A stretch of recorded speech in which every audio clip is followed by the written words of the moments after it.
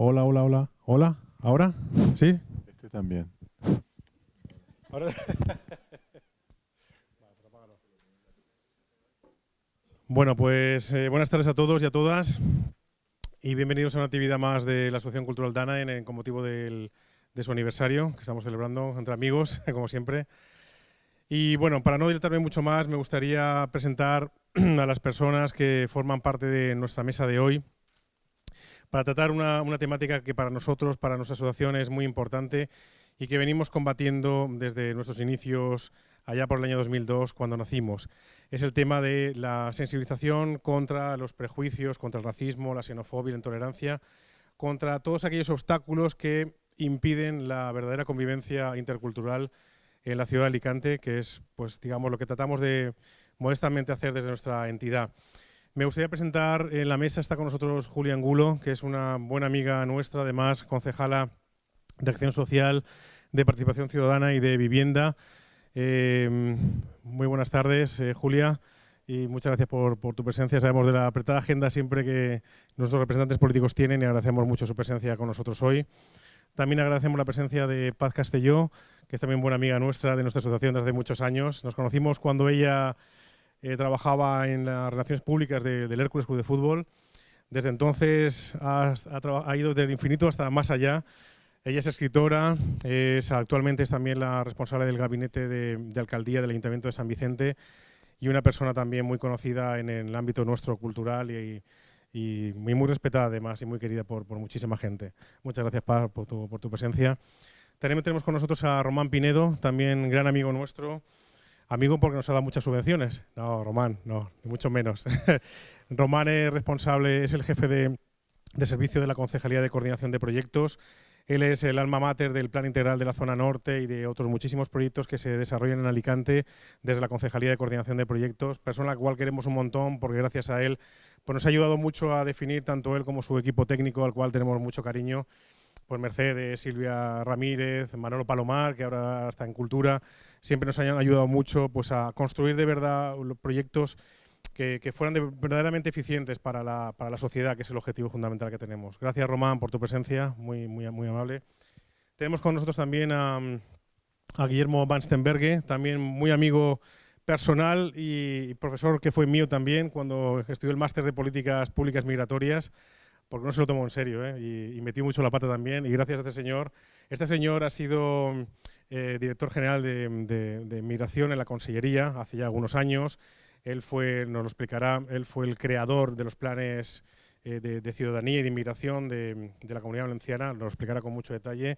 Y sobre todo es posiblemente, desde mi punto de vista, uno de los mayores especialistas en inmigración, en interculturalidad que existen en la Comunidad Valenciana y podría decir España. Él es natural de Bélgica, ¿verdad?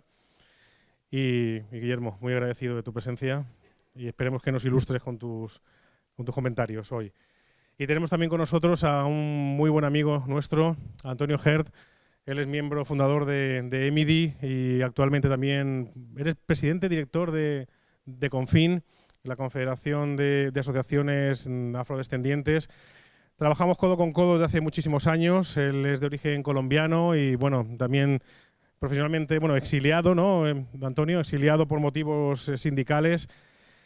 Es un ciudadano alicantino más ya, a pesar de ese color tan característico que nos define y con el que siempre colaboramos mutuamente en múltiples actividades y también, Antonio, muy agradecido de tu presencia con nosotros. Sin más, no me dilato más. Gracias por su presencia y le doy paso a Julia Angulo para que comience la mesa. Gracias. Gracias, Virgilio. Pues no podía faltar esta cita. Primeramente porque, claro, este evento lo organizas tú, que eres un apasionado y un enamorado de la lucha a favor de la interculturalidad y el respeto de los derechos humanos. Todos los que vivimos en Alicante, creo que un referente en Alicante es Danae. O sea, creo que no hay un evento que se quiera organizar ya aquí en Alicante si Danae no está ahí al frente. Los chicos con sus tambores y con su danza y con toda esa alegría son los que nos mueven en cada uno de esos momentos, ¿no? Yo quiero hablar en este encuentro prácticamente hacerlo desde una manera cercana. Me podía haber preparado y dije, bueno, eso lo voy a dejar para los otros compañeros ponentes. Sabía que iba a estar Ramón, Guillermo, Paz, que tuve la oportunidad de leer el currículum de cada uno, y con Román, que nos conocemos ya por el trabajo, a Paz también, que nos hemos visto y tratado como compañeros, compañera. Yo quiero poner el acento en la situación de esa palabra racismo, de esa palabra xenofobia, de la palabra de pronto intolerancia, que es lo que a veces hace que en la vida de las personas que por diferentes razones tenemos que emigrar o que estamos viviendo en nuestro propio país, somos víctimas.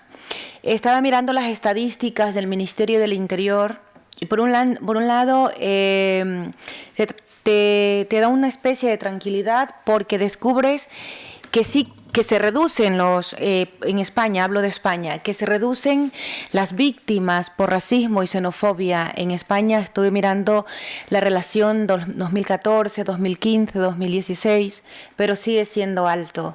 En el 2016 aparece una cifra de más de 1.200 personas que han sido víctimas por racismo y xenofobia, en diferentes categorías, ¿no?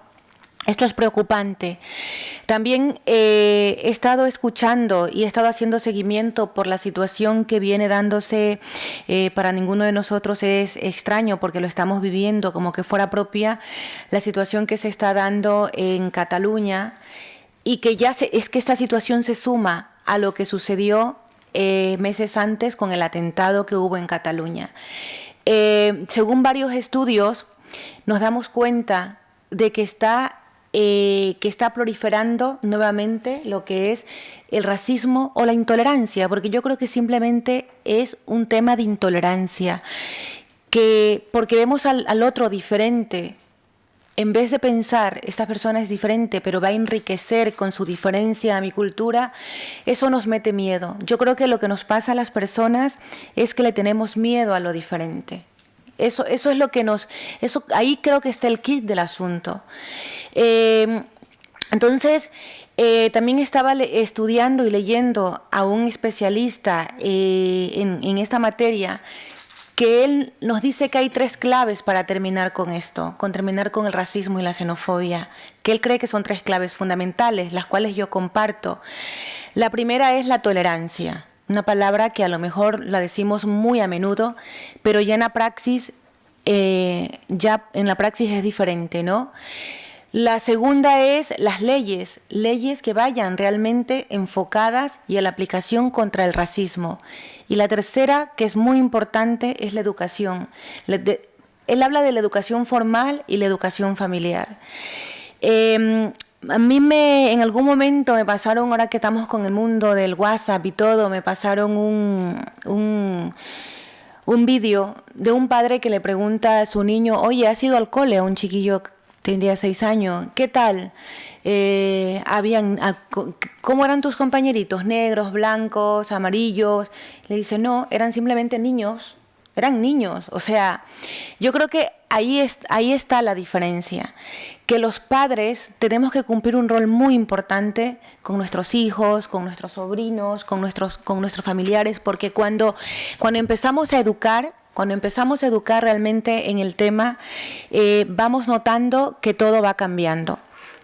Ahora me quiero centrar en las políticas que yo no quiero robarle su espacio a Guillermo, porque su experiencia y su trabajo que ha hecho, que es muy, muy importante, pero quiero hablar como política. ¿Qué hemos hecho nosotros en este equipo de gobierno para tratar de terminar, de erradicar el racismo en Alicante? Porque aunque queramos decir que no hay racismo. Hay mucho racismo.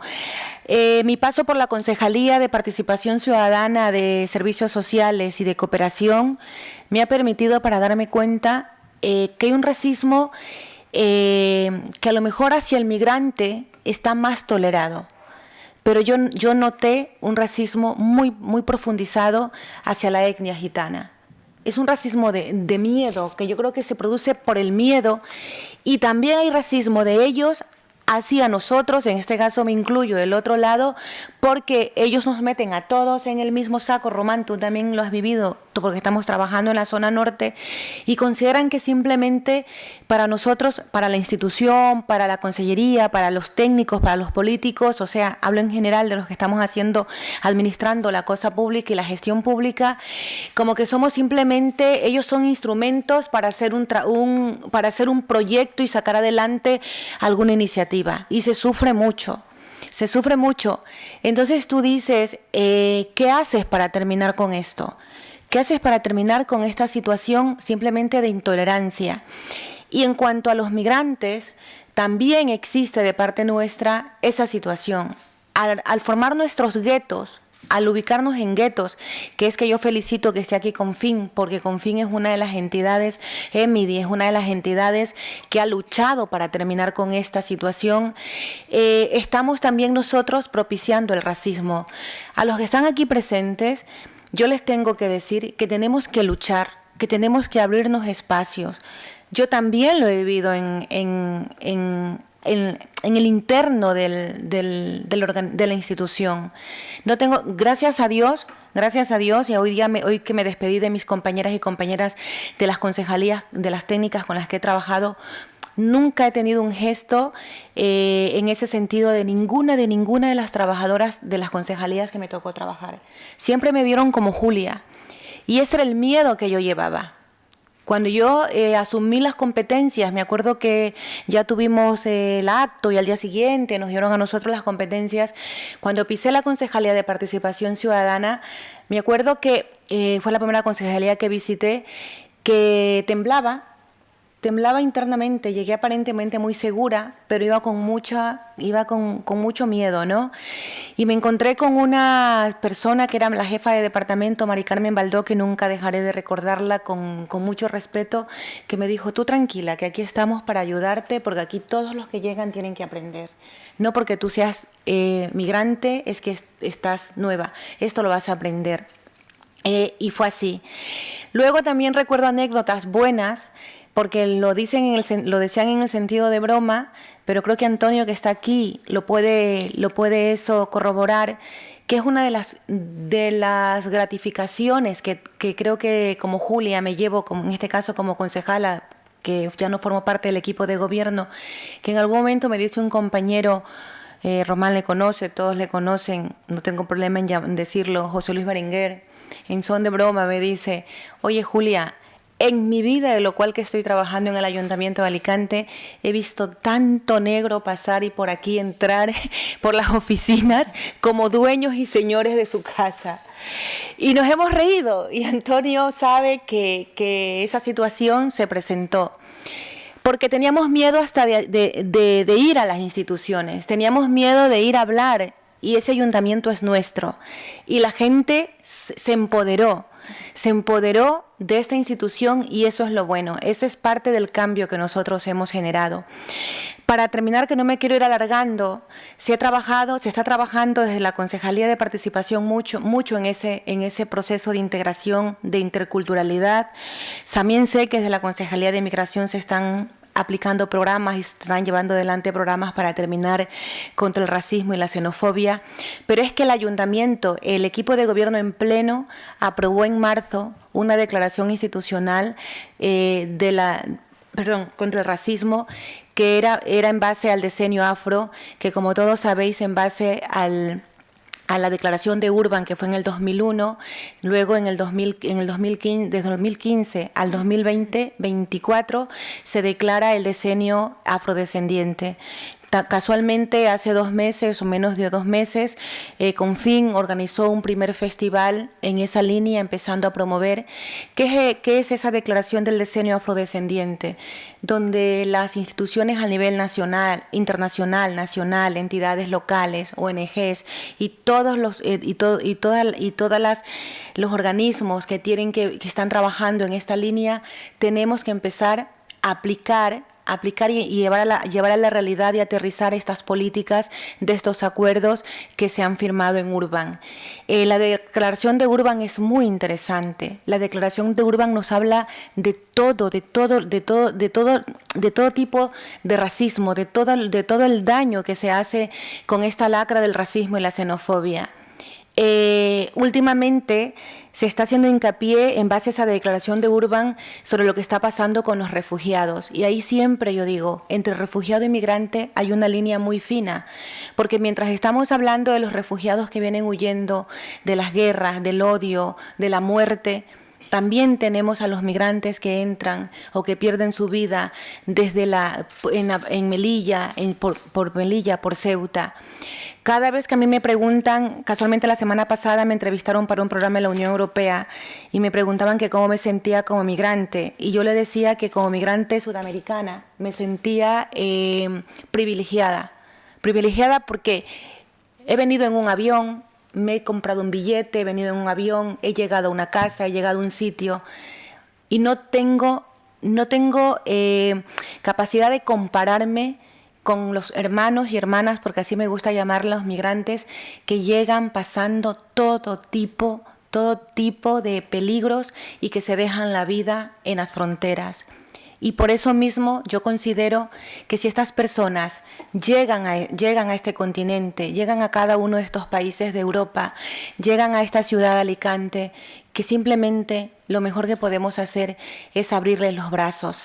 Desde cada una de las concejalías, aquí en el Ayuntamiento de Alicante, que estamos trabajando en la línea social de protección de los derechos, lo estamos haciendo, nos falta mucho por hacer, pero creo que se va a seguir trabajando en esa línea. Tenemos el mejor ejemplo del Ayuntamiento de Alicante, y esa parte se la dejo a Román, es el plan de la zona norte. Es el plan de la zona norte que ha sido un ejemplo de integración, producto de eso es Danae, y eso es un éxito. No me voy a alargar más y después ya las preguntas las haremos. Ahora me tocará después hacer de moderadora y enhorabuena Virgilio por estas iniciativas, porque esto sirve para hacer conciencia. Muchas gracias.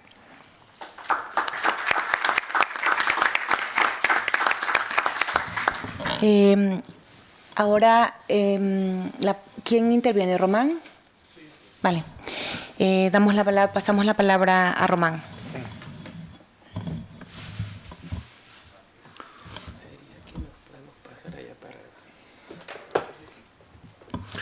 Buenas tardes.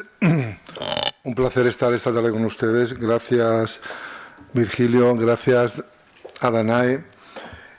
Para mí, Danae ejemplificaría uno de los modelos de acción en el territorio más importantes para luchar por la integración, para luchar contra cualquier tipo de discriminación y, en suma, para prevenir también el racismo y la xenofobia. Yo lo pongo como ejemplo, como otros ejemplos que pueden haber, porque es un trabajo directamente hecho en el territorio y hecho con las personas. Yo en estos momentos, no, Virgilio lo sabe, no estoy directamente relacionado con programas que tengan que ver con la prevención del racismo y la xenofobia, pero sí que indirectamente en los planes que llevamos sí que estamos trabajando y apoyando diversos proyectos de diversas concejalías. Yo no voy a hablar de ellos porque, bueno, está Julia aquí, y también desde la Concejalía de Inmigración se están haciendo algunos proyectos importantes. De todas formas, sí citaré algunos planes que se hicieron, pero por destacar un poco lo que decía al principio. Al final, el trabajo comunitario, el trabajo en el territorio, el trabajo con las personas es lo más importante, es donde puede uno ver si han funcionado las cosas o no. Lo digo porque cuando hablamos de planes por el servicio en el que yo estoy, que es un servicio de planificación, al final uno llega a la conclusión que los planes tienen muchas patas para que salgan, ¿no? Y los de integración social más. Uno de ellos es el impulso político y el liderazgo político, que es necesario. Tiene que haber otras muchas más cosas, no solo. Pero sobre todo lo que cada vez tenemos más claro es que para que funcione un plan, al final, ¿qué es lo importante y lo que suele fallar muchas veces? Lo que importa al final es si los actores locales y las personas están implicadas y si el plan les pertenece y lo defienden. Y eso es lo que en algunos momentos, tanto en la zona norte como en otros sitios de Alicante, como en otras ciudades, se puede ver. Cuando los planes conectan de verdad con las personas y los actores locales lo hacen suyo y participan, el plan tiene muchas posibilidades de salir. Y así ha sido en algunos momentos de la zona norte y en otros momentos no ha sido así. También hay otra cosa para los que estamos en la administración que lo sabemos, los ciudadanos lo menos, pero yo creo que aprenden también, porque todos aprendemos, y es que los planes tienen que llevar detrás un plan de implementación, es decir, tienen que llevar un calendario de actuaciones y un plan financiero. Lo digo porque eso también pasa, que a veces los que estamos en la administración vemos que algunos planes no lo llevan. Entonces, cuando los planes fallan en los actores locales, fallan en el contacto con las personas y fallan en un plan de implementación claro, pues el plan falla, ¿no? Y de esos tratamos de que sean lo menos posibles, pero a veces existen, ¿no? Y de esas experiencias tenemos. Es verdad que los planes de inmigración en el ayuntamiento los empezamos en momentos difíciles, allá por el año 2003, 2004, donde había que luchar mucho dentro de la administración para... Nos metimos en un consorcio Pangea con el Mediterráneo, empezamos a hacer los primeros pinitos en el tema de la inmigración. Y después ya empezamos con Juan 23 y empezamos con la zona norte. Hicimos un plan de inmigración que se aprobó en el 2010 entre todas las áreas. Luego, como fruto de alguna de las causas que he nombrado, ese plan se quedó ahí, se quedó meramente en un plan. Y ahora, pues yo creo que tanto desde Acción Social como de Inmigración, como desde los planes, tanto desde el plan de ciudad como del proyecto europeo que llevamos empezamos a desarrollar en toda la zona de alrededor de las cigarreras, yo creo que los temas de inclusión social y en concreto los temas de integración social y de lucha contra la discriminación van a ser importantes, y de hecho hay algunos proyectos ya que están poniéndose en marcha. Bien, pero yo aparte de esto le decía a Virgilio que quería hablar más de otra faceta mía que siempre me acompaña y que en el momento que tengo oportunidad de dejar de ser gestor, que nunca dejo del todo, aprovecho y colaboro con entidades, que es la de psicólogo. Y desde ahí yo quería aprovechar para hacer algunas reflexiones en la línea que decía Julia y dejar algunas preguntas, ¿no? Y esas preguntas entroncarla con cuándo de verdad se producen cambios importantes en un territorio, cuándo se producen cambios en las personas y cuándo se producen cambios en las actitudes racistas que tenemos.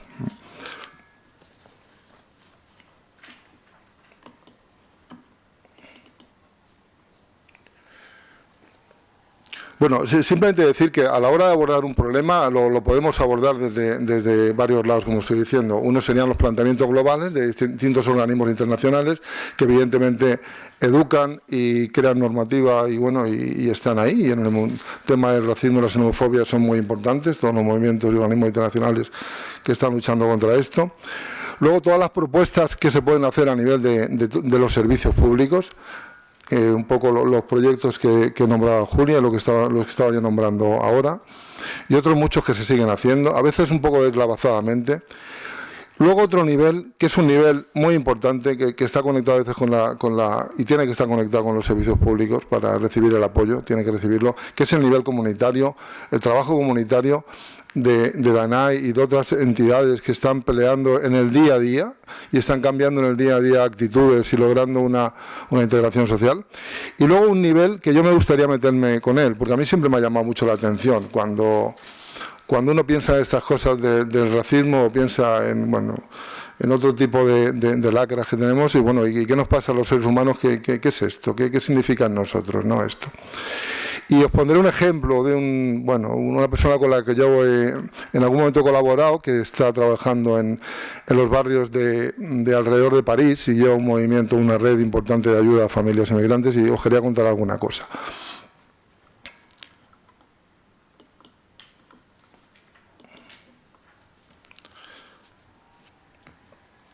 Vale, el origen del racismo, cualquiera puede verlo y lo mira en Wikipedia y verá qué significa, pero está en una combinación de factores psicológicos y culturales. ¿Y en qué está basado el racismo? En prejuicios, y estos en estereotipos. Estereotipos que se activan en nosotros de forma automática, casi sin darnos cuenta, ¿no? estos estereotipos nos sirven a todos para categorizar, tienen su función. Quiero decir que otra cosa es cómo lo hacemos y en base a qué valores y qué consecuencias hay de hacerlo así.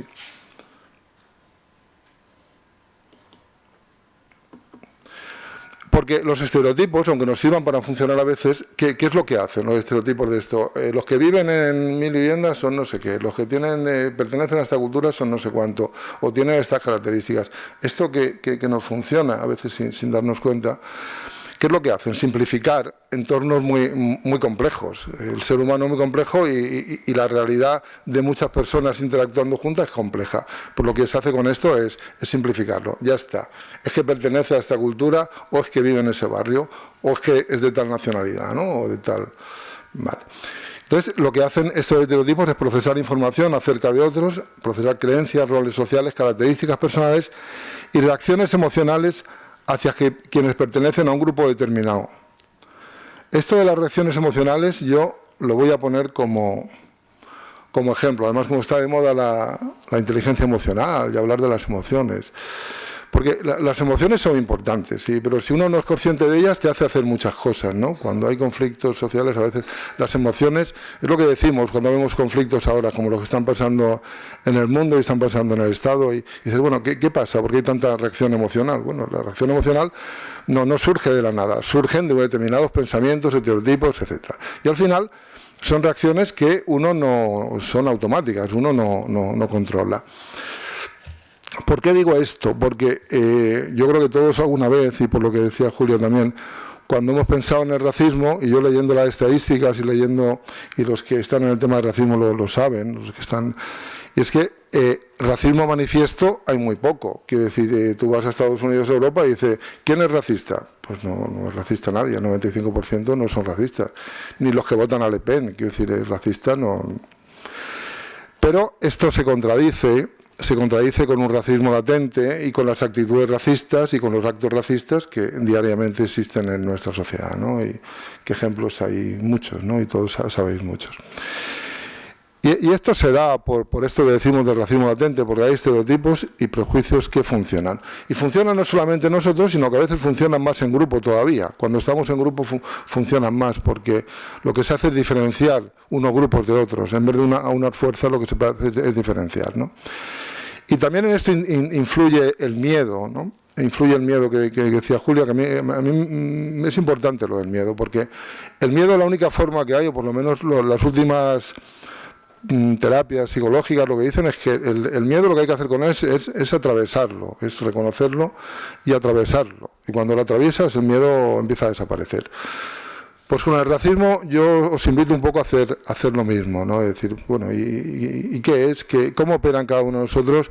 Vamos a despertar el prejuicio. En Estados Unidos, y aquí también, cuando se dice que no somos racistas, sin embargo,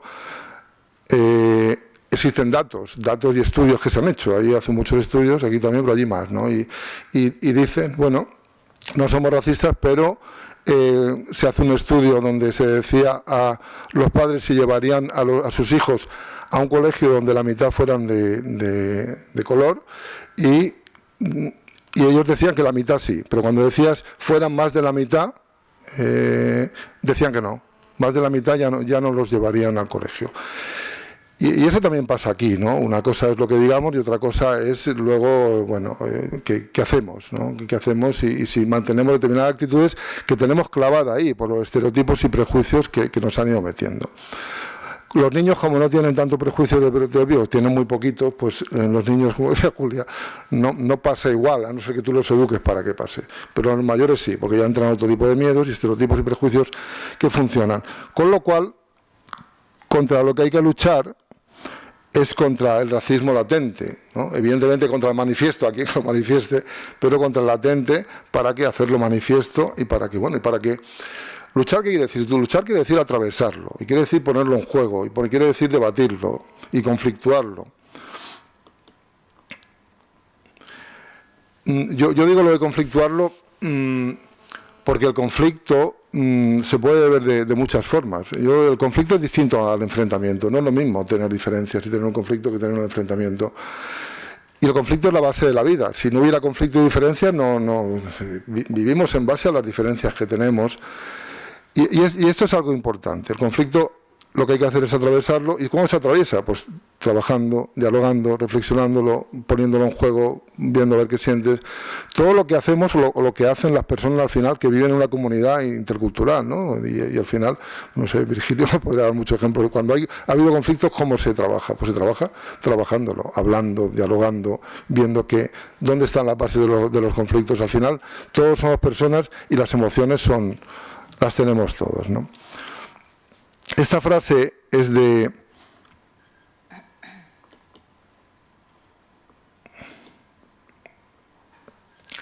Esta frase es de una persona que se llama Miguel Benasayá, que es una persona que yo he tenido ocasión de estar algunas veces con él.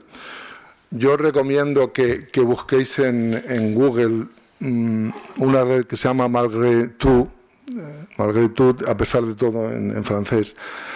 Este señor es un escritor, filósofo, es un psicoanalista argentino, estuvo torturado en la dictadura argentina, salió como pudo y se dedicó a trabajar en los barrios de París con inmigrantes, no musulmanes, pero no solo, también de origen africano principalmente, y hasta toda su vida trabajando, creó junto con otras personas una red de contención de familias de inmigrantes, una red de ayuda y de asistencia jurídica, y también una red de familias que se ponen de acuerdo cuando personas que están todavía en situación de regularizar su situación o niños, pues se avisan cuando, en fin, es una red curiosa, cuando viene la policía y se avisan entre ellos y bueno, se esconden y van hasta que regularizan su situación.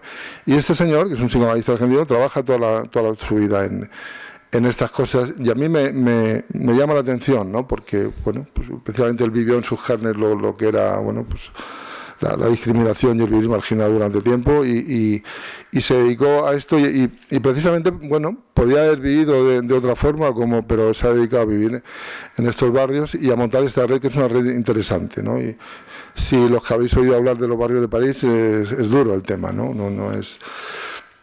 Y bueno, ¿y él de qué habla? Yo saco el ejemplo porque él habla un poco de que al final un poco de la frase que yo os he puesto ahí, que resistir no es solo oponerse, sino crear situación por situación otros modos de vida y otras relaciones sociales. Y él de lo que habla es de esto, de atravesar el conflicto, de hacer que las familias se junten en grupos, de que dialoguen, ponerlos en contacto con otros grupos para que los conozcan en la medida que pueden. Y habla de que al final las luchas tienen que ser, y los cambios, aunque evidentemente se den a niveles normativos y a niveles globales, pero los cambios del día a día son muy importantes, y los cambios de situaciones son muy importantes. Y en estos temas él pone un ejemplo que yo os lo quiero poner, porque a mí siempre me llamó la atención.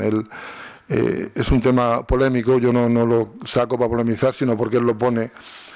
Y él dice que hay que ver las situaciones en el contexto determinado, porque si varías el contexto, a lo mejor la situación no es la misma ni hay que valorarla igual, y a lo mejor la acción es otra.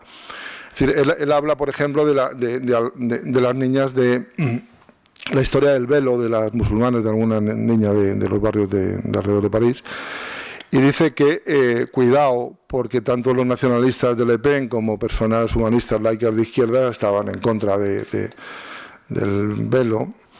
Y él decía, cuidado, porque con estas niñas el velo puede ser un indicador de búsqueda de sentido, de búsqueda de dignidad, y cuidado que aquí el velo está significando otra cosa, y tiene que ver con la resistencia, y tiene que ver, y cuidado con esto. Y él habla de eso. Dice, pero sin embargo, esto que en este contexto es una cosa a entender de una forma, en otro sitio, evidentemente, es una cosa a erradicar, y ahí es una cosa horrible que tiene que ver con la presión de la sociedad de la mujer. Si te vas a los países, a Arabia Saudí, y te vas a un sitio así, evidentemente él dice, la lucha sería otra, el cambio sería otro, y habría que ayudar a las chicas que tuvieran el coraje para quitarse el velo, a quitárselo. Entonces, y yo pongo este ejemplo porque él lo pone como que los cambios tienen que ser situacionales. En cada situación concreta hay que hacer un proyecto concreto. Por eso yo, y Virgilio lo sabe, yo he estado encantado siempre y en la medida que he podido ayudarlo, lo he ayudado, con proyectos como el de ONAI y otros proyectos en el territorio concreto, trabajando con los problemas concretos y adaptándose a la situación concreta de un territorio, ¿no? Que es como tienen los proyectos efecto e influencia.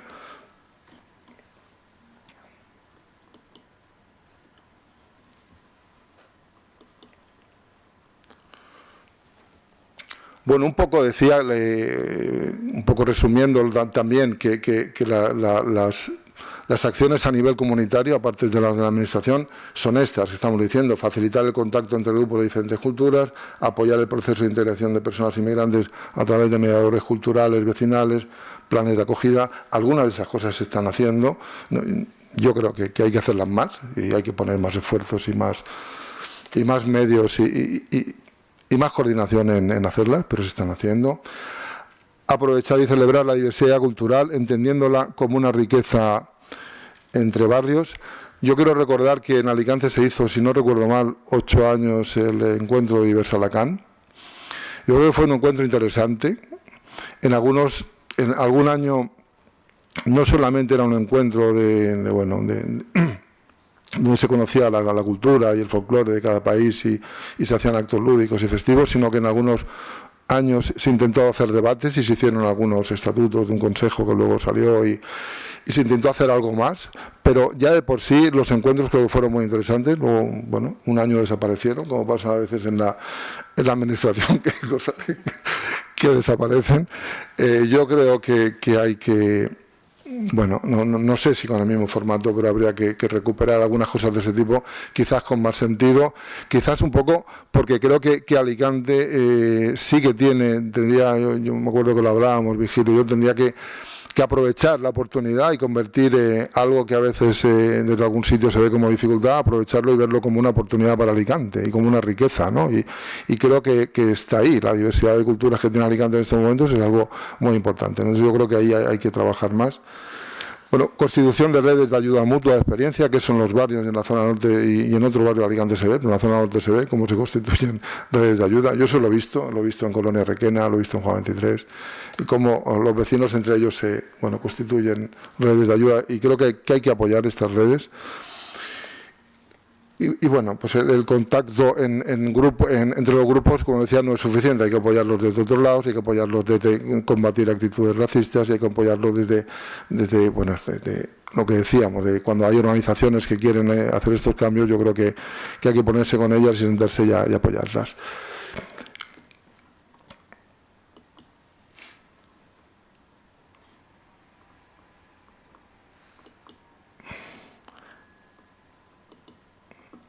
Y por último, yo quería poner, simplemente por gusto, porque a mí me gusta mucho, estudiando algunas teorías de sistemas, de teoría de sistemas.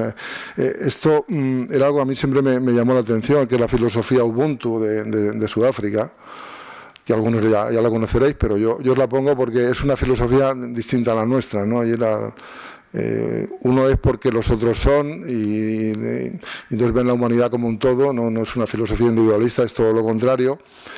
Y dicen: una persona se hace humana a través de otras personas, una persona es persona a razón de las otras personas, y evidentemente defienden la diversidad de las comunidades. Y bueno, y por eso la he puesto. En esta filosofía se basó todo el movimiento de verdad y reconciliación de Nelson Mandela. Y bueno, yo creo que es una filosofía que habría que propagar, ¿no? Y decirla de vez en cuando, que a veces, por ser individualistas, a veces nos fastidiamos todos, y que el cuidar a uno es cuidarnos todos también, ¿no? Y bueno, simplemente de la filosofía Ubuntu lo que salen es pues siempre las manos entrelazadas, o los niños que no se pelean entre ellos, sino que lo que hacen es ganar todos, ¿no? Quizás a los adultos nos cuesta un poco más esto de ganar todos, pero en la filosofía Ubuntu por lo menos lo predican, y lo hacen a veces, ¿no? Y con esto yo termino mi intervención. Gracias. Gracias, Román.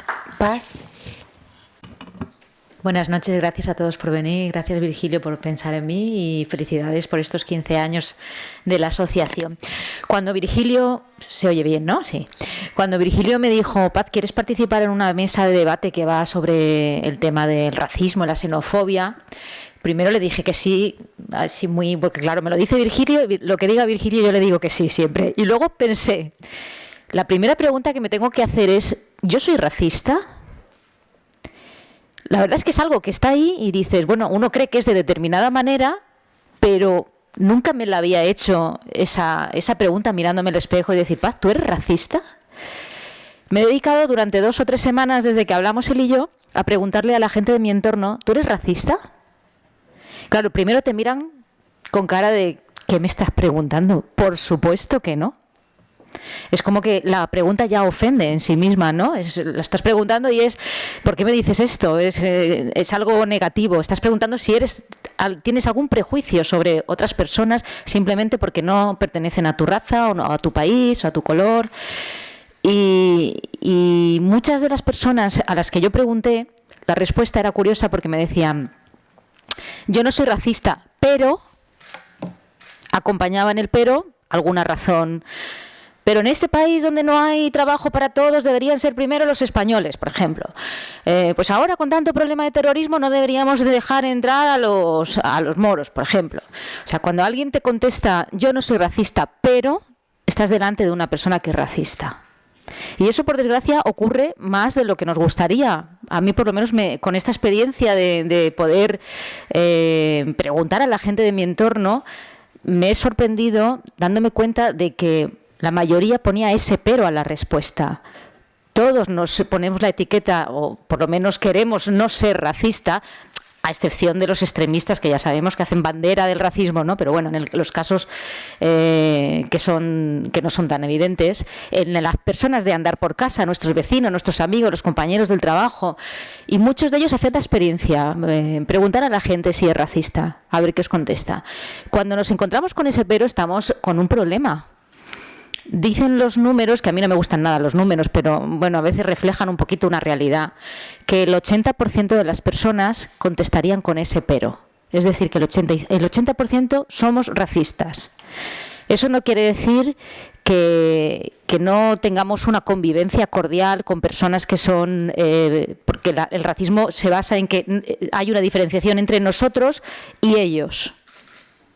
Pero eso no quiere decir que no tengamos una vida social cordial y amable, digamos, con esas otras personas que diferencia a la persona racista. Porque, como decía Julia, como ha dicho también Román, yo creo que también el racismo está basado en el miedo. Más que en el miedo, en el desconocimiento. Porque a lo mejor yo no tengo una actitud racista con Julia porque la conozco. Julia es Julia. Como decía ella cuando llegaba a la concejalía, yo soy Julia, no soy una persona de otro país, no soy una persona de otra raza, es Julia, como es. Pero a lo mejor con otra persona a la que no conozco, la carta de presentación no es su nombre, no es su identidad pasa a ser su característica de su nacionalidad, su color, su raza, etcétera. Entonces, ese desconocimiento es lo que nos genera a los seres humanos miedo, que además, seguro que Román, que sabe más de esto, entiende que es una respuesta casi natural, ¿no?, para protegerte de algo que tú desconoces y te puede hacer daño. El miedo lo tenemos para protegernos, es algo animal, es una respuesta animal, instintiva, para protegernos de lo que no conocemos. Cuando nosotros tenemos ese desconocimiento hacia alguien porque es distinto a nosotros, sencillamente, genera miedo. Ese miedo lo que hace es que tengamos una actitud de aislarnos de esta persona como una defensa.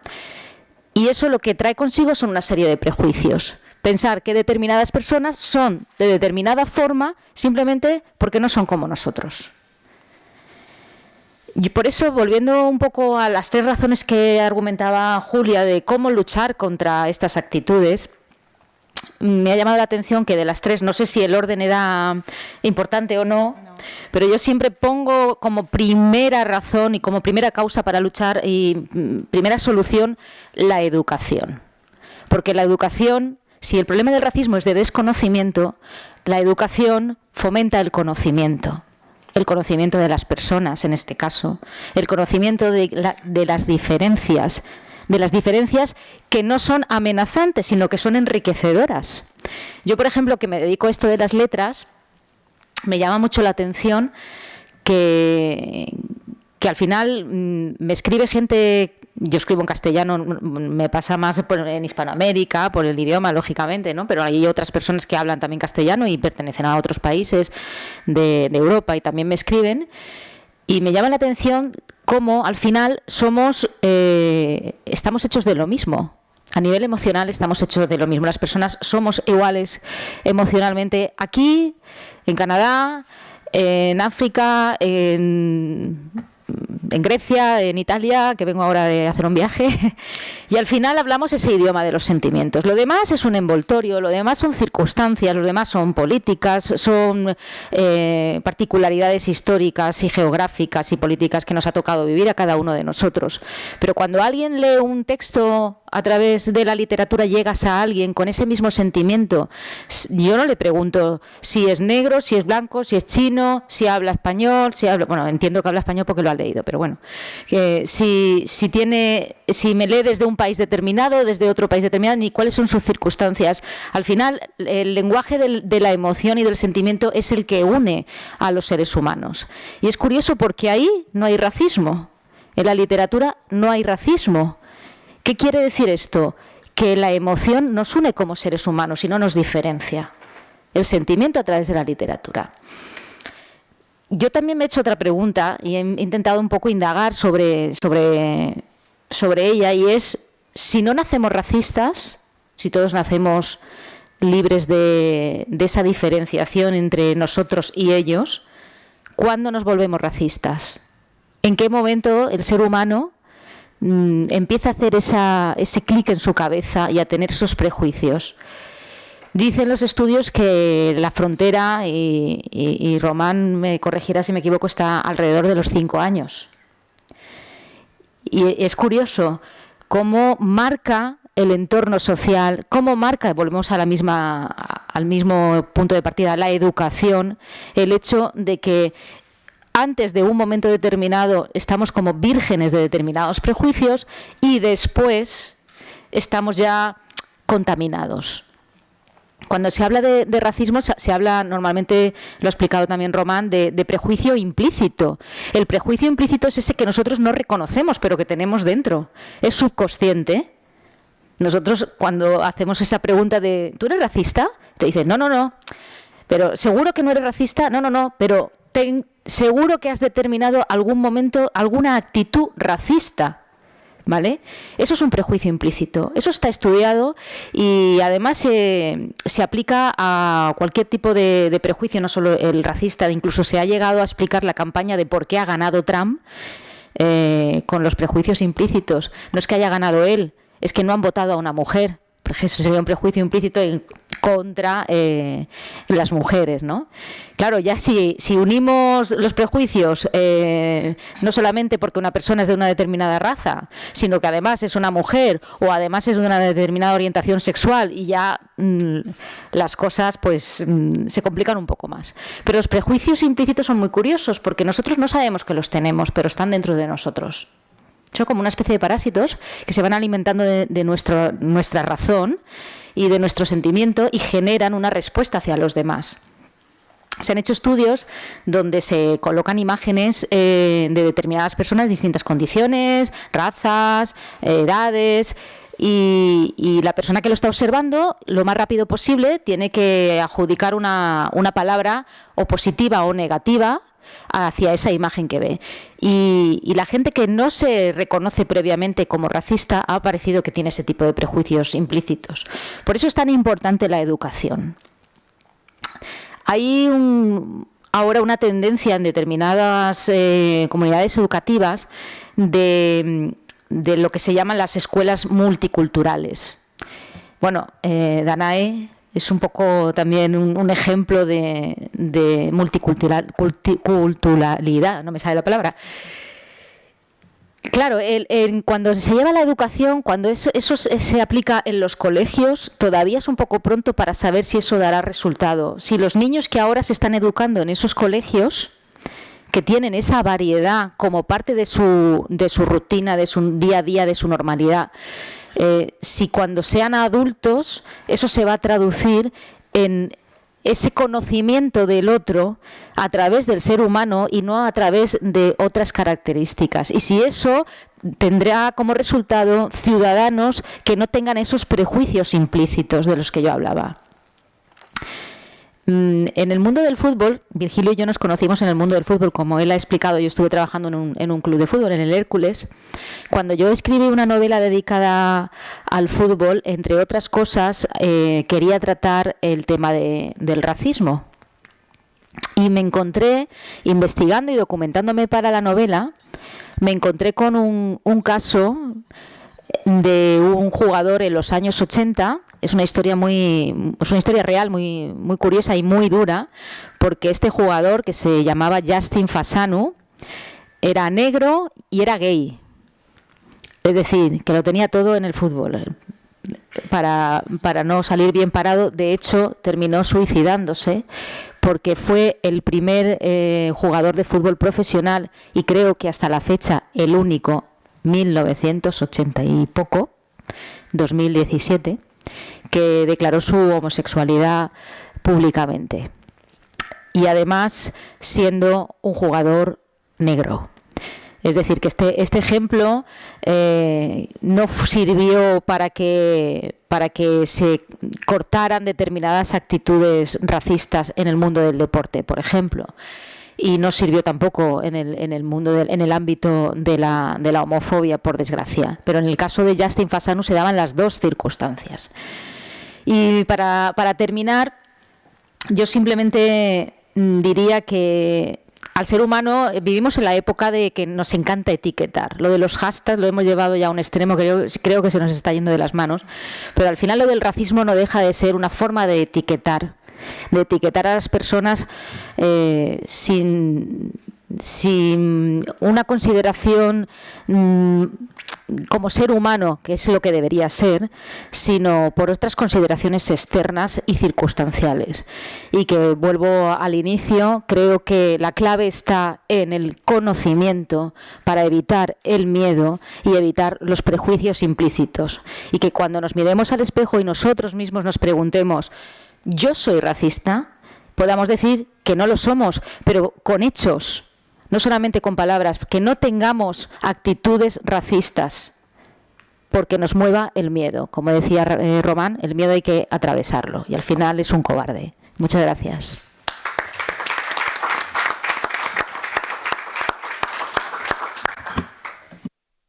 Gracias, Paz. Guillermo. ¿Sí me oye? Bien. Me vais a permitir que puntualice una serie de cosas determinadas. Yo no creo en el racismo. Entre otras cosas porque el racismo no está basado sobre ningún planteamiento científico demostrado. Es decir, las razas no existen. Por lo tanto, no podemos hablar de racismo. Podemos hablar de discriminación. Y además me parece mucho mejor teniendo en cuenta de que suma todas las discriminaciones. Uno de los grandes defectos de la administración es precisamente intervenir de manera fragmentada en los problemas sociales. Si vamos a tratar a los emigrantes, vamos a tratar a las mujeres, vamos a tratar a las mujeres que son minusválidas, vamos a trabajar a las mujeres que son maltratadas minusválidas, vamos a trabajar a las mujeres que son minusválidas. Es que me canso hasta yo, ¿vale? Por lo tanto, una de las cosas fundamentales que no funciona cuando queremos atajar un problema es que no somos transversales. Eso lo primero, a nivel administrativo. Por lo tanto, aquí se me ha presentado como político, me borro, totalmente. Si no quiero saber nada. Y mucho menos en este país. Entre otras cosas porque la administración en este país necesita una vuelta y media, no, dos. Dos.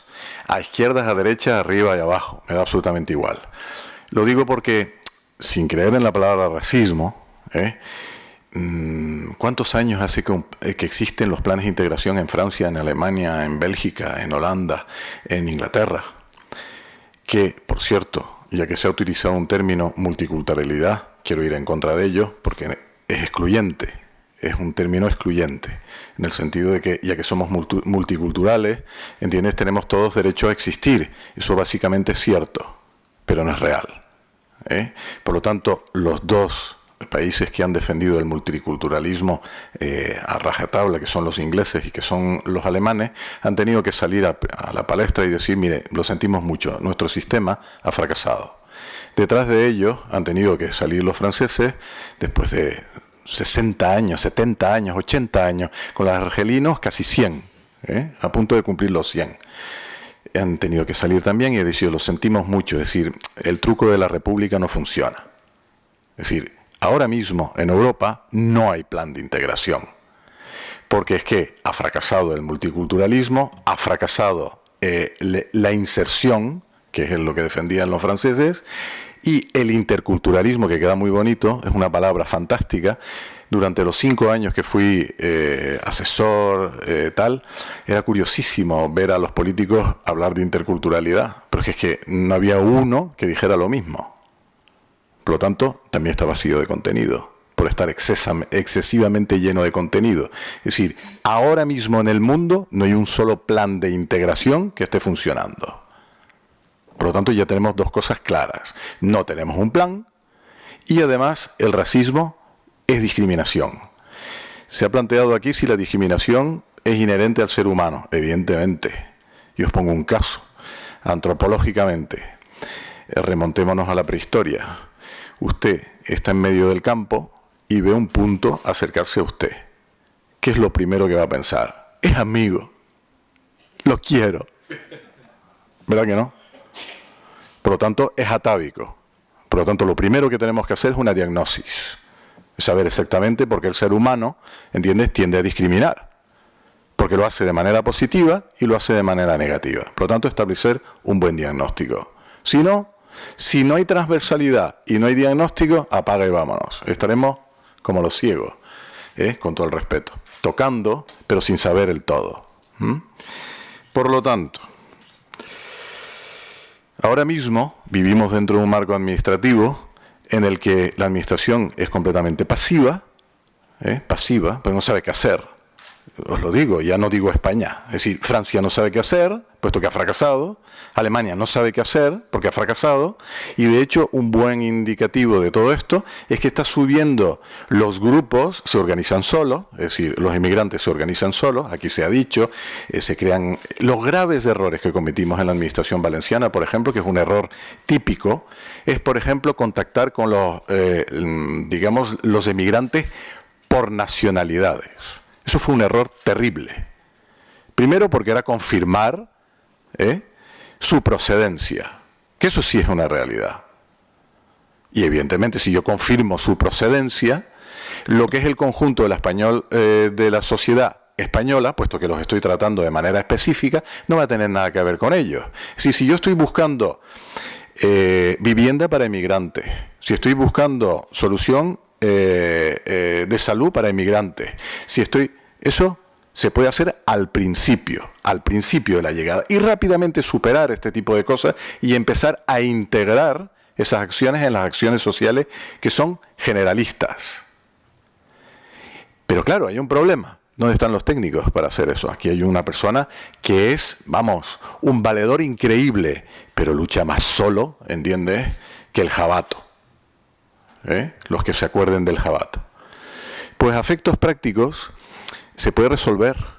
¿Qué es trabajar la propia administración? Si hay una diagnosis, si hay una aceptación del problema, pues efectivamente se puede trabajar la administración. ¿Cómo se tiene que trabajar la administración? Empezando sensibilizándola.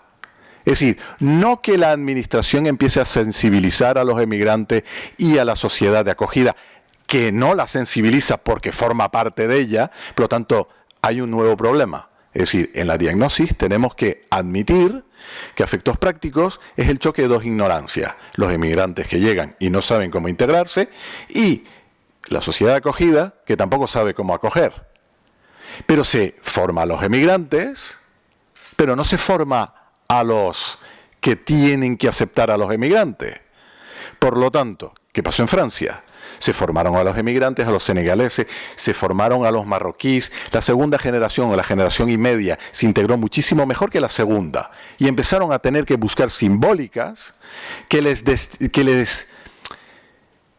les formara. Es decir, como discriminamos, y como nos discriminamos a nosotros mismos y nos agrupamos por ello, una serie de símbolos que no eran franceses empezaron a florecer, el velo y todo esto.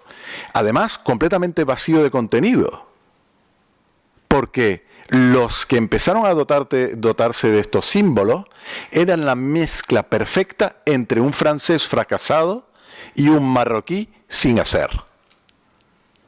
Por lo tanto, porque ser marroquí durante el verano es fantástico. Yo me vuelvo a Colombia todos los veranos y estoy súper contento. Veo la familia, me pongo ciego, oigo bachata, hago lo que sea. Ecuatoriano, lo mismo. Y así lo multiplico por todos los países donde yo me voy a considerar. Yo recuerdo una señora boliviana, cuando yo era director general, que no se despegaba de su bandera. Estaba pegada ahí. Es que es mi bandera. Yo decía, ¿el trapo ese es su bandera, señora? ¿Y eso es lo único que usted lleva en la cabeza de Bolivia? Es que Bolivia es maravillosa. Digo, pues no, no es maravillosa. Como no lo es España. ¿Entiendes? Es decir, el choque de marcharse de un sitio te deja en suspenso y empiezas a mistificarlo. Empiezas a decir, como no sufro en Bolivia, como no padezco. Pero yo le hacía preguntas muy interesantes. Yo le preguntaba a la señora, oiga, si se muere su padre y su madre, ¿quién será la primera en enterarse del reparto de los bienes entre los hermanos? ¿Usted?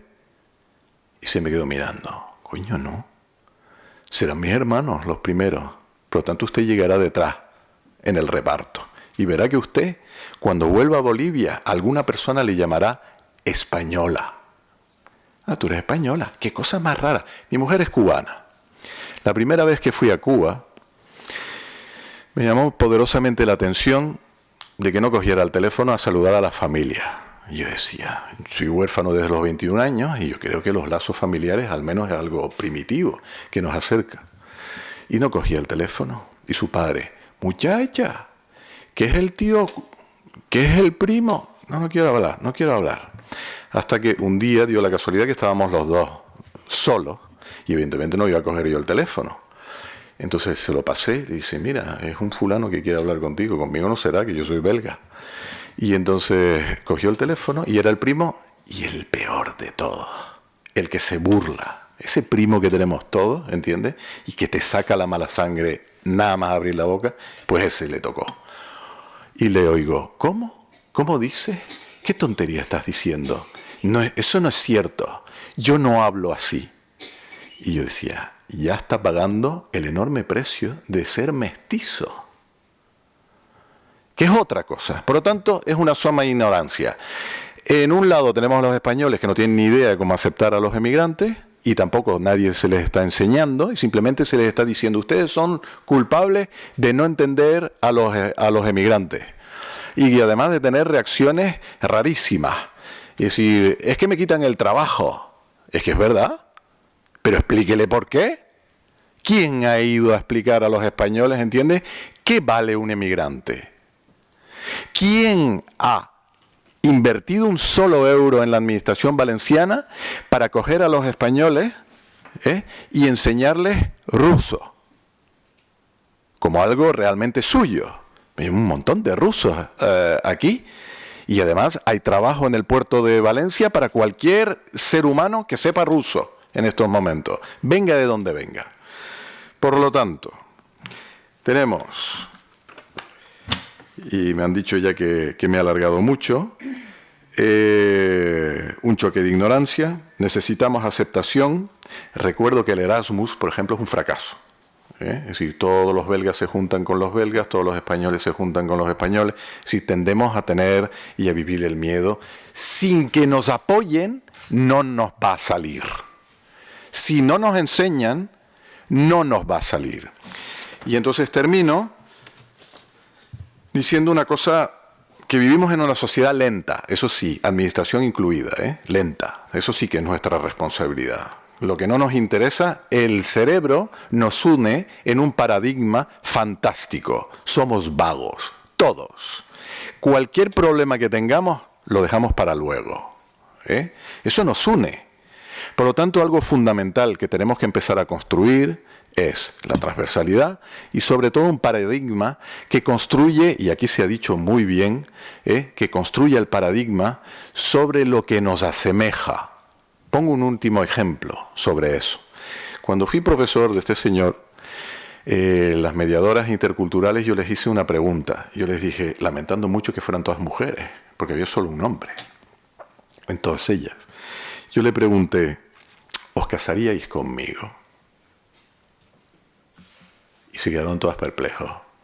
Y había una mujer china delante, y yo le pregunté, porque estaba más delante que las demás, ¿tú te casarías conmigo? La verdad que no. Y entonces dije, ¿por qué? ¿Soy feo? Eso no importa. ¿Soy pobre? Tampoco importa. Yo soy rica. Entonces, ¿por qué no? Porque soy china. Porque yo no soy chino.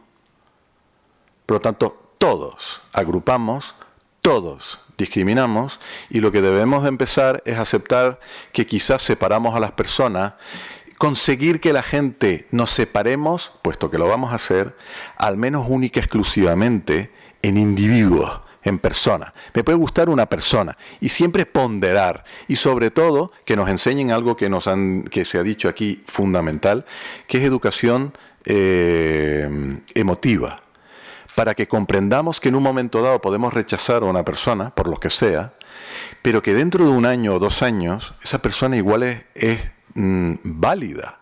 Consideramos que es válida porque nosotros hemos cambiado. Es decir, otro de los elementos fundamentales, no privarnos jamás sobre el peso de la edad de un cambio continuado a lo largo de toda nuestra existencia. Todo eso reducirá bastantes males. Y otra cosa, y ahí termino, la educación valenciana en este momento es un desastre en integración, un desastre. Y no lo tengo que decir yo, es decir, todos los emigrantes que hay en la escuela de mi hija de 7 años están colocadas en la línea de castellano. Pregunto por qué. No es política.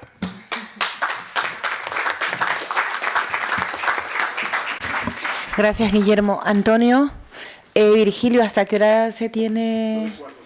Vale.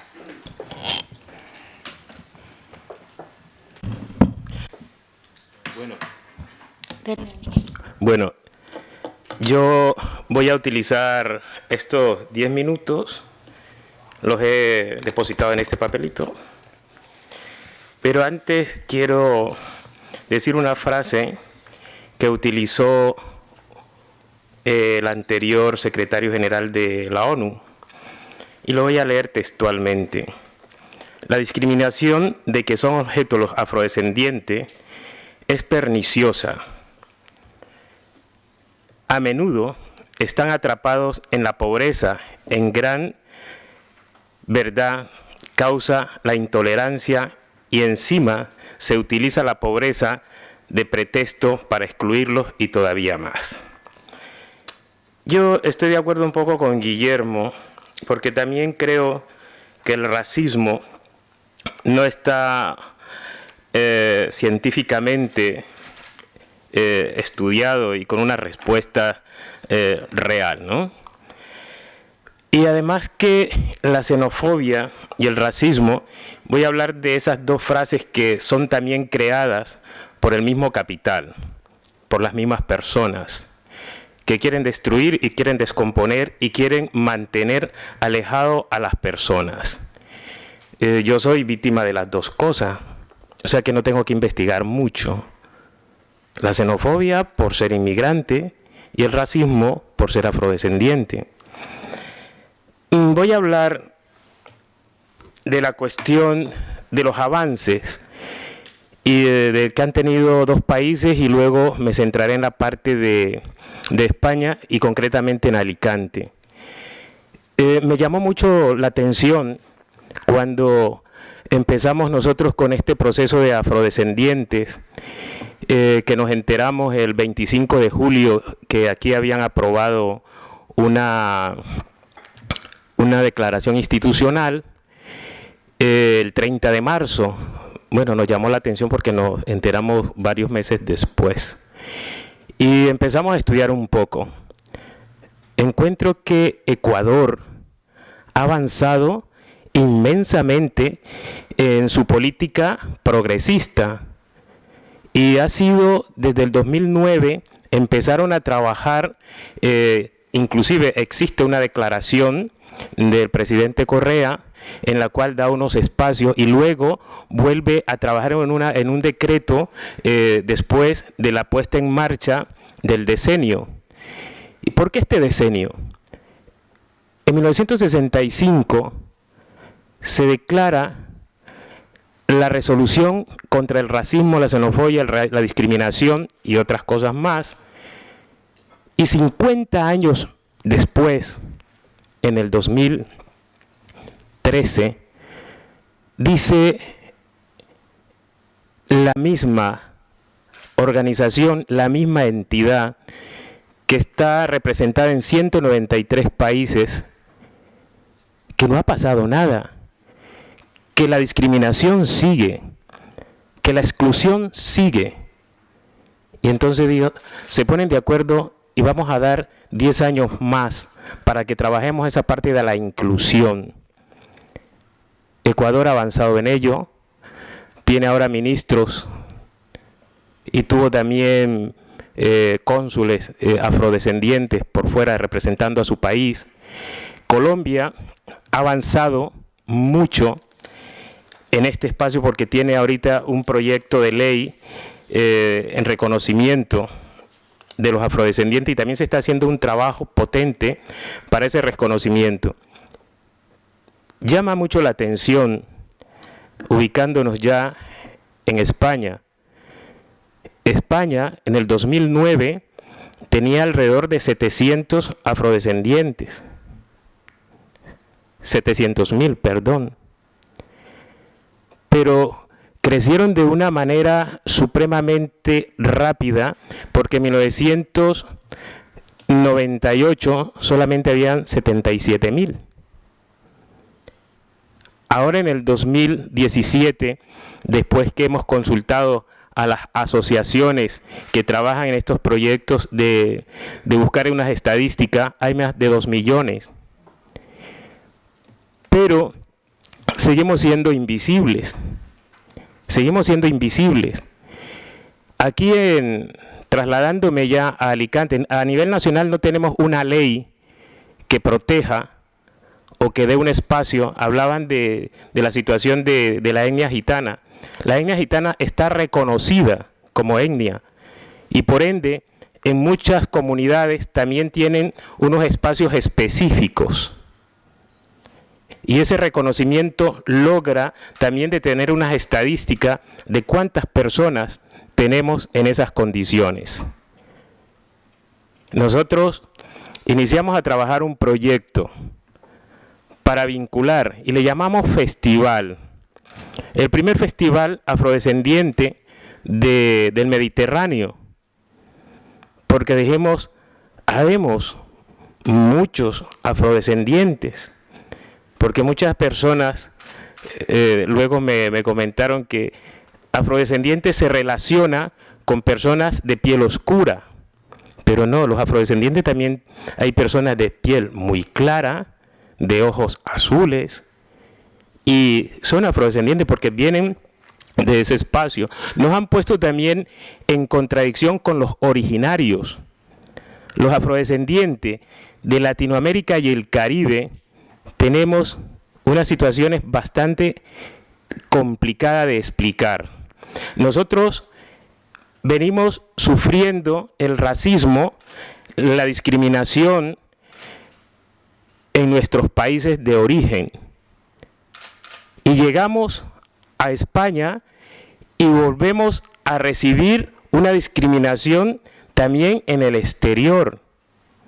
La diferencia con los originarios es que ellos vienen de su país y allá no están sufriendo el racismo que venimos sintiendo los afrodescendientes, porque ellos están en su país de origen, África. Y cuando llegan aquí, a veces también me da un poco, es como reírse para no ponerse a llorar. Anteriormente España iba, los secuestraban, los traían amarrados con esclavos, con cadenas y con grilletes, y ahora los grilletes se los ponen a Ceuta y Melilla para que no pasen, para que no entren. Y a veces eso es triste, ¿no? La situación del ayuntamiento, cuando empezamos nosotros el festival, que hablamos con la administración municipal, hablamos con la administración de la diputación, hablamos con la generalidad, todo el mundo nos dio golpecitos que qué bien el proyecto, excelente el proyecto. Y nos llamó mucho la atención. Cuando hicimos el inicio, iniciamos el proyecto, no apareció la administración, porque era un tema que no le interesa. No le interesó a nadie en el ayuntamiento. Nadie.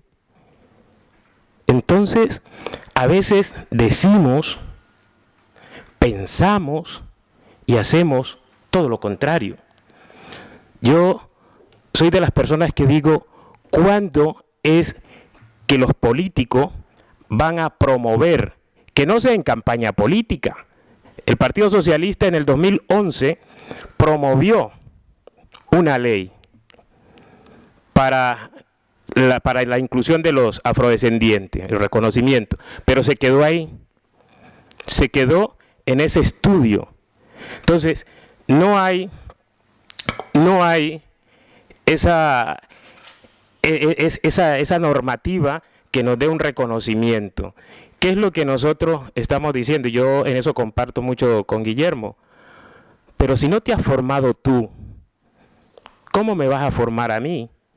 Vamos a ser tan mediocres como la administración, porque no se pueden poner de acuerdo ni ellos. Entonces, la cuestión también que tenemos nosotros, ya para terminar, es que no solamente el problema lo tenemos en los sentimientos, el problema lo tenemos en los textos académicos desde la primaria. Se ha borrado la historia del afrodescendiente, se ha borrado la historia del africano. Entonces, como no estamos acostumbrados a ver eso en los textos, entonces no existen y luego nos convertimos en racistas. Valga la palabra del racismo, porque para mí no hay, tampoco el racismo no es el color de piel, porque también ahora el racismo está vinculado a la parte económica. Si tienes dinero, entras en cualquier sitio, de cualquier color que seas. Entonces, creo que estos 10 minutos ya pasaron tan rápido. Me emociona la cuestión, porque encontrarme aquí en esta mesa con tan grandes personalidades e interesadas en estas cuestiones que me afectan directamente,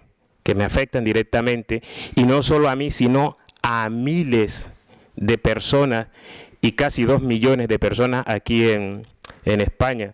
Y creo que la administración, haciéndole un llamado a Julia, que ahora va a hacer en la parte de la oposición, porque yo he dicho siempre que son buenos, muy buenos en la oposición. Yo creo que hay que trabajar más allá de la declaración institucional y hay que empezar a instar al gobierno para que ese proyecto de ley de reconocimiento como etnia se dé. Muchas gracias. Gracias, Antonio. Antes de pasar a preguntas, Guillermo quiere leernos algo. Ha pedido un...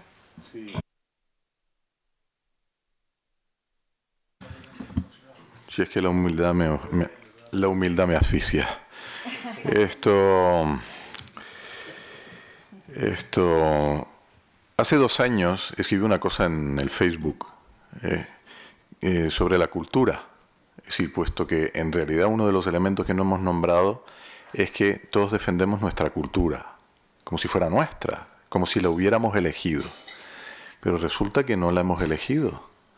Y además a la señora boliviana en concreto le dije, oiga, cuando está en Bolivia, los de La Paz odian a los de Sucre. Los de Sucre odian a los de La Paz. Y así todas las grandes ciudades, porque tienen historia y todo eso, y porque además están lejos en la geografía. Por lo tanto, la cultura, nuestra cultura, lo que entendemos por cultura y proceso cultural, es un elemento que nos tiende a diferenciar gravísimamente. Por ejemplo, el idioma. El idioma no es más que agua y aire. Y además una herramienta de comunicación. Si se empieza a utilizar de otra manera, ¿entiendes? O decir que mi idioma es superior al tuyo, o más viejo, o mejor. Mire, ya no se habla hitita, ni gótico siquiera. Es decir, si tuviéramos que hablar gótico, ni un solo alemán entendería su propio idioma, ¿eh? Por lo tanto, a través de algo que me sucedió y que es propio a mi familia, una forma de describir el dogma, porque en eso se transforma la cultura, en dogma, y cómo devora toda fe espontánea y sincera al instalarse el respeto y de ahí el miedo. En mi familia hay una Biblia, editada en el siglo XVI, Biblia familiar editada en imprenta para uso especial en fiestas y regocijos, respetando la tradición calvinista. Se transforman sus páginas de inicio en el reflejo de la vida más común. Se inscriben las bodas, los nacimientos y los óbitos. Con el tiempo, se observan cada vez más grandes vacíos donde antes había monótona escritura. La gente empieza a temer escribir en el libro, ya que éste envejece, más que ellos. Va adquiriendo un valor respetuoso y extrayéndose de mero objeto para transformarse en el símbolo de la familia. Hoy, por supuesto, nadie se atreve a escribir en tan augusto libro. Ha pasado a ser superior como objeto que como transmisor de fe y recopilador de los hechos familiares. Es superior a todo lo que un día representó, por lo que hoy solo produce temor a perderla, a escribir en ella, hasta en abrirla, para que no se rompa.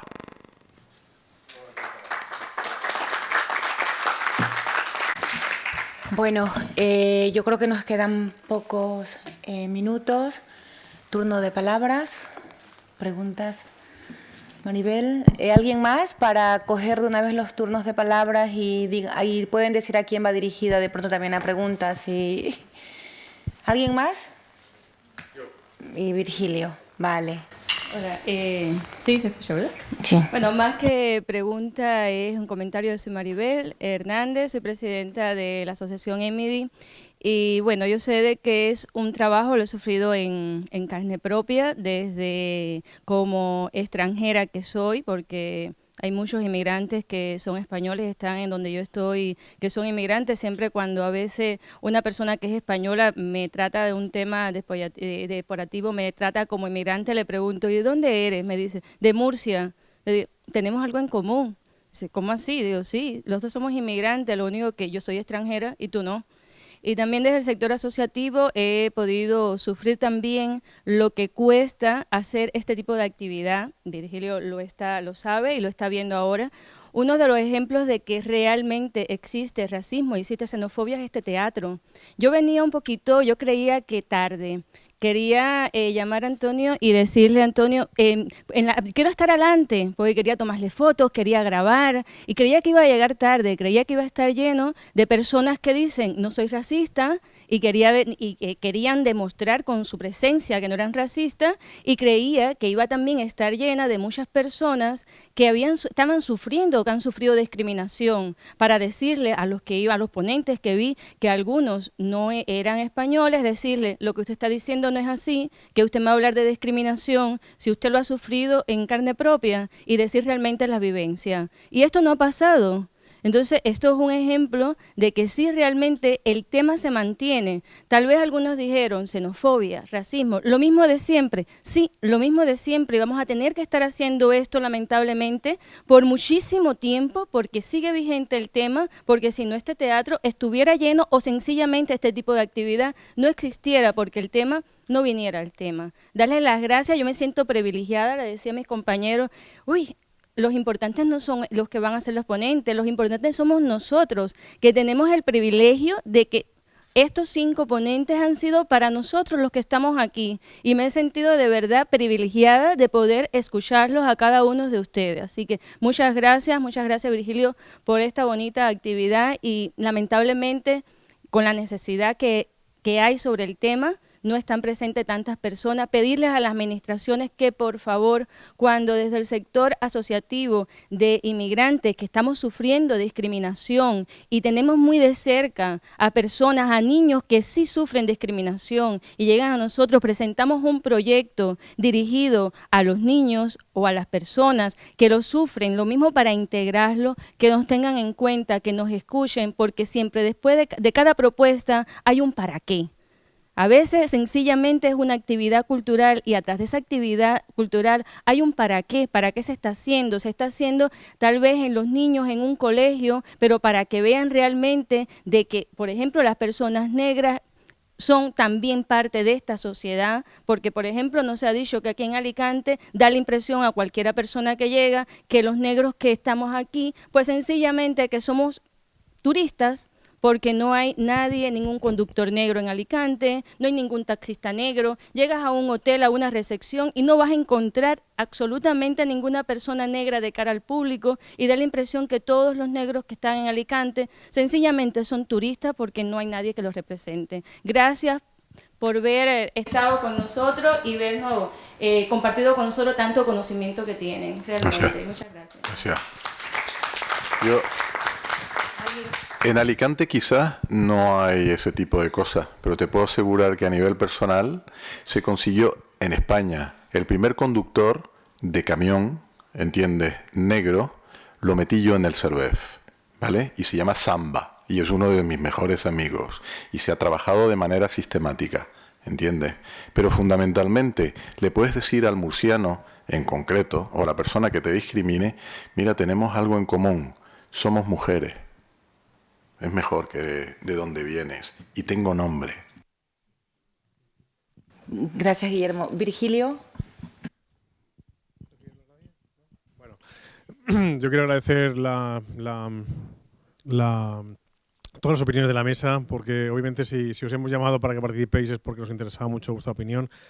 Yo quería comentaros una cuestión que para mí, bueno, un par de anécdotas que para mí son importantes y sobre todo que nos han sido las que nos mueven a trabajar día tras día en pro de la sensibilización. Yo me acuerdo que cuando tuve el placer de realizar el máster en la Universidad de Políticas Públicas Migratorias y tuvimos a Guillermo y a toda la nómina de técnicos de la administración, a mí en ese momento me interesó mucho porque yo venía, digamos, de un proceso contrario. Es decir, yo venía de una práctica del terreno y carecía, por así decirlo, de la teoría o de los aspectos técnicos que me consiguieran, por así decirlo, fundamentar, obviamente, mi procedimiento. Y yo me acuerdo mucho de la primera clase de Guillermo, porque Guillermo nos hizo una pregunta. Vosotros, si os encontráis con una persona, da igual de la raza que fuera, religión, etc., ¿qué es lo primero que le dices? Y yo me acuerdo que me levanté y digo, voy a quedar el más chulo aquí de toda la clase, y dije, ¿de dónde vienes? Y me dijo él, tú le preguntas, ¿cómo te llamas? Claro, sin darme cuenta, entendí realmente en mí mismo, digamos, lo que es la realidad de la bidireccionalidad, algo que se mencionó desde ese momento y que ya, digamos que por así decirlo, ya me persigue en el sentido de intentar que digamos que todas las culturas digamos que conviven en un mismo espacio estén siempre al mismo nivel, obviamente, y puedan tener una interlocución a un mismo nivel.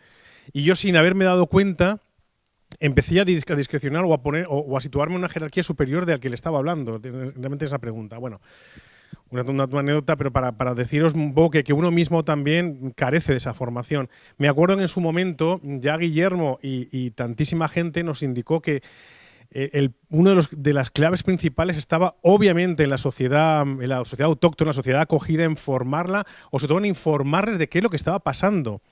Es decir, yo me acuerdo que me creé un blog con motivo de aquel máster que se llamaba Emigrantes en un país de inmigrantes. Porque realmente el pueblo español desconoce que es un pueblo emigrante por naturaleza y no la emigración actual, que claro, estamos hablando de hace varios años. Y la gente se acuerda mucho de la guerra civil y de la posguerra. No, es que hablamos ya desde el siglo XIX, que es el gran aporte migratorio millonario a América, de ahí los gallegos y de ahí, bueno, no me enrollo.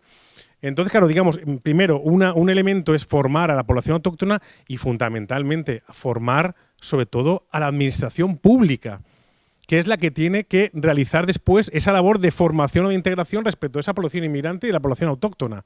Y realmente yo entiendo que no se han desarrollado proyectos o políticas públicas enfocadas en ese fin, porque es que además yo creo además que nos encontraríamos con un gran problema, pues que los propios técnicos de la administración, y no me refiero a los de acción social ni los de participación, inmigración, los propios técnicos de cualquier concejalía son los primeros que no entienden lo que está pasando y que no tienen tampoco mucho deseo de conocer lo que les está ocurriendo, sino que es algo que digamos estamos conviviendo con ello y tienen que responder ante ello. Y lo último, ya comentaros una anécdota que nos pasó, y disculpad si me estoy extendiendo, una anécdota que nos pasó en nuestro mismo proyecto. Sabéis que trabajamos con chavales de los barrios que forman la zona norte y tratamos de construir ese espacio idílico donde todas las culturas convivan a un mismo nivel y todos nos saludemos por nuestro nombre y no por el sexo que tengamos, ni por el lengua que hablemos, ni por la nacionalidad que tengamos. Y me acuerdo que precisamente con chavales que viven en el mismo Virgen del Remedio me decían que ellos no querían tocar, en este caso con nuestra batucada, no querían ir a un acto a tocar en la Plaza de Argel o en la Plaza de Orán, no querían tocar ahí porque está lleno de...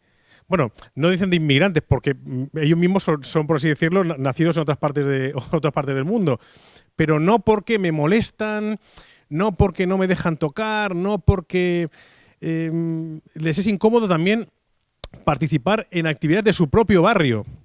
Entonces, ante eso, claro, obviamente la respuesta era, claro, digamos, la discriminación no era tanto porque habían negros o moros, no, sino porque, digamos, me molestan o, digamos, no me dejan actuar, digamos, no me dejan actuar con libertad como me quiero expresar. Entonces, claro, por así decirlo, nuestra labor es diaria de concienciación, de sensibilización, día a día. Además, que nosotros trabajamos con un perfil de población que es con el que nadie quiere trabajar, que es la juventud. Nadie quiere trabajar con jóvenes, todo el mundo quiere trabajar con niños o con personas mayores, porque los jóvenes, digamos, que hace falta que diga de los jóvenes, ¿no? Tienen, digamos, distintos estados de ánimo en una misma hora, con lo cual, claro, a nosotros nos parece muy complicado, por eso a nosotros nos molesta mucho que nos digan, mira, ahí están los de los tamborcitos de Danae. No, que señor, no se han dado cuenta después de 15 años o de 10 años que el tamborcito es la excusa para formar ciudadanos. Para formar ciudadanos realmente, ciudadanos que respeten el medio ambiente, que respeten a los vecinos, que fomenten la convivencia. Y por eso nos molestaba mucho, por así decirlo, y Román lo sabe porque, digamos, él trabaja con el proyecto de nuestra escuela de música, que es un poco la música, es un elemento que a ellos les gusta, les encanta mostrarse, además que, digamos, que muestra muchos valores, por así decirlo, ¿no? No me quiero enrollar. Entonces, claro, quiero decir que el trabajo es continuo y permanente, y sobre todo con los jóvenes, porque los jóvenes y los niños no son los ciudadanos del futuro, son los ciudadanos del presente, y son aquellos, los que yo entiendo modestamente, que nos deben ayudar a cambiar esta sociedad tan injusta, tan insolidaria en la que estamos viviendo, realmente. Y perdón que me he extendido más de la cuenta. Paz. Sí, bueno, yo quería hacer solamente una puntualización porque creo que ha pasado un poco de soslayo. Se habla mucho de las políticas públicas y estoy completamente de acuerdo en que queda muchísimo por hacer, cuando no queda todo por hacer, pero tenemos como individuos una responsabilidad personal e individual. Las revoluciones empiezan por uno mismo, de manera individual, y muchos millones de individuos con su propia revolución individual cambian el mundo. Es decir, que está muy bien que papá Estado, papá Ayuntamiento y papá Generalitat hagan sus deberes, pero nosotros tenemos que hacer los nuestros. El nuestro con nosotros mismos, con nuestro entorno, con nuestros hijos, con nuestros amigos, con nuestra familia, y que ese círculo concéntrico, cuando tiras una piedra a un estanque, se vaya haciendo cada vez más grande. Y muchos poquitos hacen un mundo entero y un mundo diferente. Simplemente eso quería decir. Gracias, Paz. Román.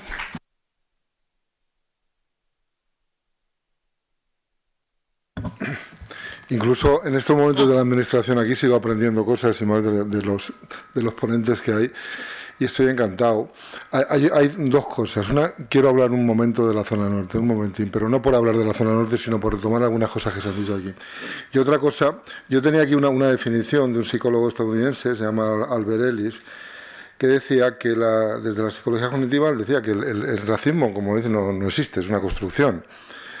Y lo que dice que lo que es un mecanismo de prejuicios que surgen por conveniencia para discriminar, descartar o dominar a otras personas o aceptarlas, preferentemente. Esto es lo que dice él y bueno, lo justifica de muchas formas, no os lo voy a leer todo. Y lo que dice que lo que hay que hacer, dice que es un sesgo, es un error en el procesamiento de la información y hace que las personas tengan distorsiones cognitivas y para poner a prueba las ideas racistas de las personas deben someter a sus propios pensamientos y sentimientos a la prueba de la racionalidad, funcionalidad y objetividad. Bueno, él dice eso, lo digo un poco apoyando lo que decís. Y por lo que decís de la zona norte, yo creo que aquí hay muchas cosas, se podría analizar esto desde muchos lados, ¿no? Pero es verdad que, bueno, ver qué ha hecho la administración y que sigue haciendo, pero también ver qué significa en una ciudad y qué piensan los demás ciudadanos de que existan, bueno, determinadas discriminaciones o existan barrios con más dificultades, donde las personas viven con más dificultades que en otros barrios. Sería curioso, ¿no? Y en los análisis que hemos hecho hay muchas cosas, ¿no? que salen, pero sería curioso hablar de esto porque hablaríamos de los ciudadanos de Alicante y hablaríamos de la administración, de las dos cosas. El tema de la zona norte es que ya había una barrera invisible, como lo cual no es la discriminación de la que estamos hablando, sino hay otra discriminación más añadida. Ya había una barrera imaginaria invisible a partir de lo que es la Gran Vía, donde los ciudadanos no subían. Muchos alicantinos no iban a esa zona. Pero no solo no iban a esa zona, sino que, bueno, yo lo puedo decir aquí porque se ha dicho y no me importa decirlo, y porque llevo 36 años en el ayuntamiento. Muchos responsables políticos tampoco subían, no voy a decir de dónde. Ahora no es así, quiero decir que evidentemente se han hecho cosas, pero no solamente, sino que a nivel, cuando empezamos el plan de la zona norte, muchos funcionarios, o algunos funcionarios, tampoco sabían para qué tenían que ir allí o por qué tenían que ir allí. Quiero decir que la discriminación estaba a muchos niveles. Se han hecho cosas, se han intentado hacer cosas, pero siempre han habido problemas para seguir y darle continuidad a las acciones que se han hecho.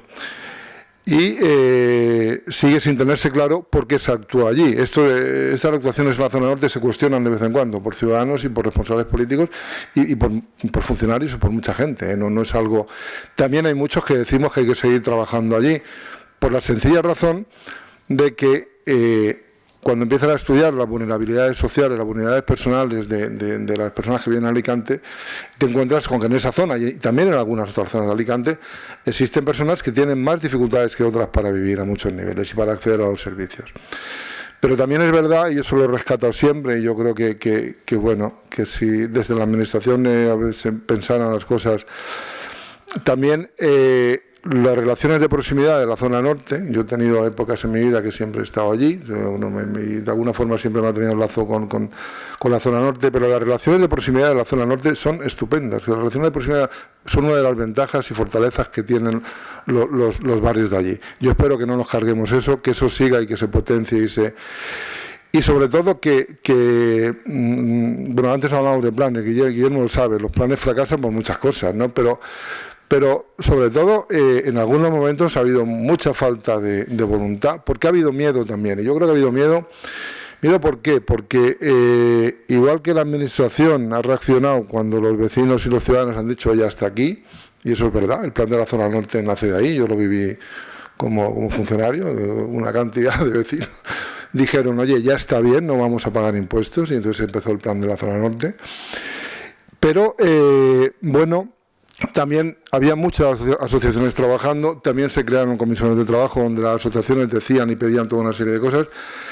Y hubo un momento determinado, que yo creo que eso asusta a parte de la sociedad y asustó a los responsables políticos, donde los vecinos querían decir qué pasaba con los proyectos que ellos estaban diciendo que había que hacer y que de alguna forma habían tomado como pertenecientes a ellos porque ellos también habían dicho que había que hacer esas cosas, ¿no?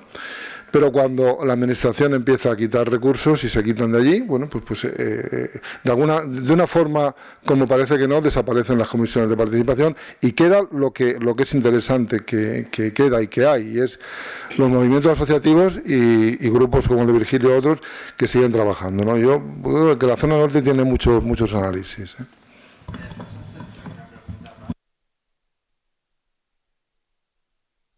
¿Quieres decir algo? Sí, mire, yo lo único que diría es invitar a los compañeros y las compañeras de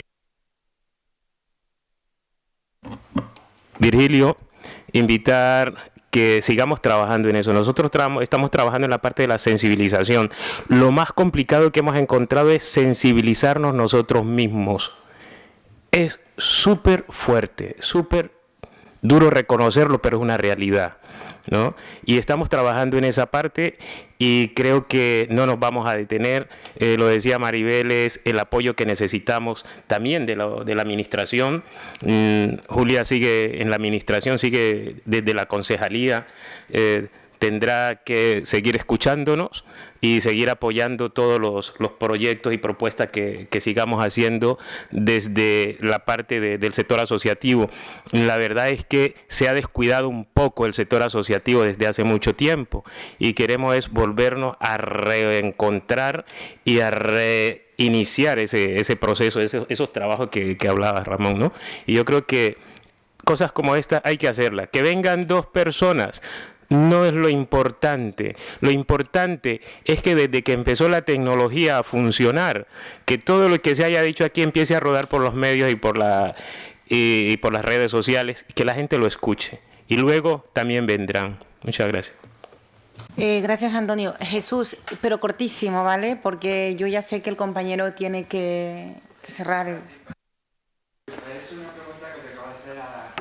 Olvídate de donde estás trabajando en la zona. ¿Eres una ciudadana